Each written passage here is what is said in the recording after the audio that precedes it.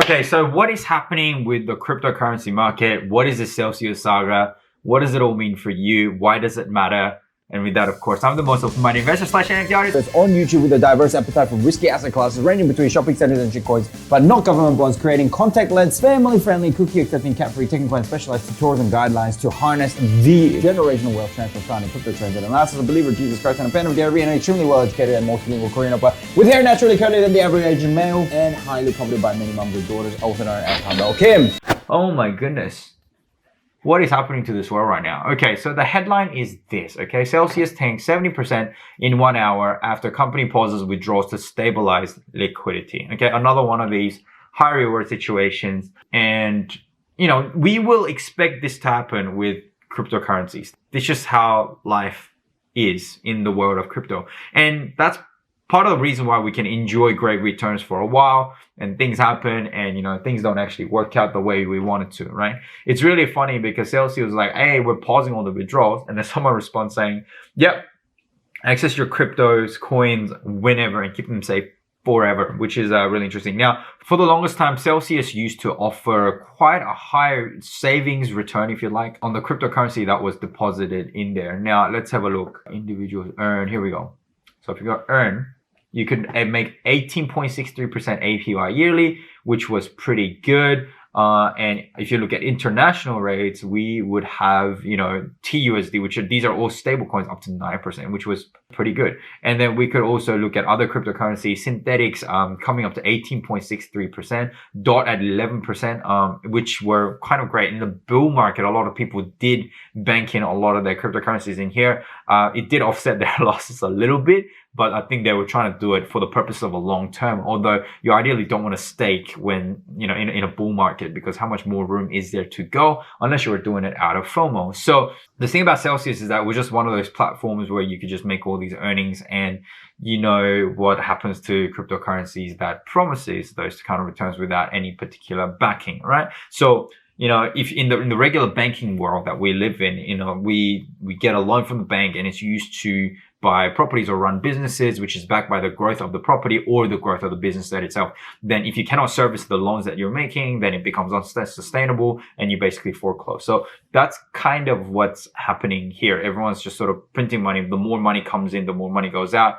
Kind of like a Ponzi scheme, if you'd like. Obviously, everything starts off as a bit of a Ponzi scheme, but once it hits critical mass, it stops being a Ponzi scheme. So with Celcius dipping down like this and they stop it, okay, there's another word that I want to share about the decentralization of cryptocurrency. I don't think cryptocurrencies are particularly decentralized, although that can be achieved with the conceptual and the theoretical operational mechanics of blockchain. But the thing is, it cannot be, I mean, a lot of cryptocurrencies do not actually act in a decentralized way. The decentralized network is even controlled with a centralized body. And if you think about it, Celcius is a centralized company. A lot of these cryptocurrencies will act like a tech stock. Like, think about it. There's a lot of hype in it. There isn't any real profit or any kind of real data or, you know, cash generation to be able to speak for any of its book value per se. So tech stocks are like this. A lot of it is based on its potential and the hopium that's injected behind it. And of course, a good amount of marketing will go a long way in growing a particular cryptocurrency. So that's how it all works. And we are speculating on what cryptocurrency will actually go up and how the psychology of the people that view the charts will actually then think about its future prospects and the future prosperities of a particular cryptocurrency. So that's what we are trying to identify. And that's extremely risky. But then to say that there are other and better metrics in other assets, well, those assets that do have better metrics for established companies, well, the returns are much, much lower as well. So it's all about the risk reward ratio. If you see that there is a lot of risk in there and there's potentially a lot of reward in there, maybe you would allocate a small portion of your portfolio within that as well. I'm bringing in a lot of topics here, but you need to have a holistic approach when you're investing into a particular thing, whether it's a business, whether it's in a friend, even whether it's investing in relationships or even investing into cryptocurrencies and other asset classes, including shopping centers and shitcoins, but not government bonds, you know, any kind of open-minded investment, I guess. So if we look at the Celcius drop, it's kind of, it reminds me of Luna, right? A lot of returns promised and then bang, it goes down when the cryptocurrency market goes down the other way as well. So I just want to keep it simple today, guys. So that went down. Now that came to say that Tether Celcius crisis has no impact on USDT reserves. Okay, that's helpful to know. That's assuring to know. Let's have a look at USDT. It did depeg oh no, it didn't even depeg. It came down to 99.85.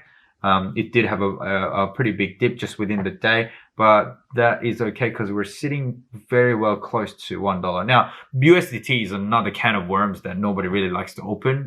We like to think that there's value in it because, there's enough people are using it. And even if there's nothing really that important that's backing it, it's still going to be okay. All right. Only time will tell. But this is one of the safer ones to actually bank on. And of course, USDC is even better, but I don't know. It's alarming for me, I'm a bit worried because, it's alarming to see that USDT not being paired with, dollar for dollar pairing. And a lot of the exchanges out there are really pegging its currency pairs with USDT. Okay. USDT, I understand the market cap is really large, but maybe USDC is the better move forward for some of these exchanges. So let's just watch out. This is the world of crypto. And we just simply don't know where things are going to head moving forward. Okay. Bitcoin right now, I will do a quick technical analysis. Here we go. Okay. Bitcoin right now has formed a bear flag. And of course, we're halfway through the flagpole length of the bear flag. I did cover this before on my TikTok, which if you haven't done so, make sure you go like and follow and subscribe to my TikTok, of course. And of course, you need to do that here as well. So we've got a little bit more room to go, although we may see a technical bounce that may come out of a very, very oversold region that we're in right now on the 12-hour RSI chart.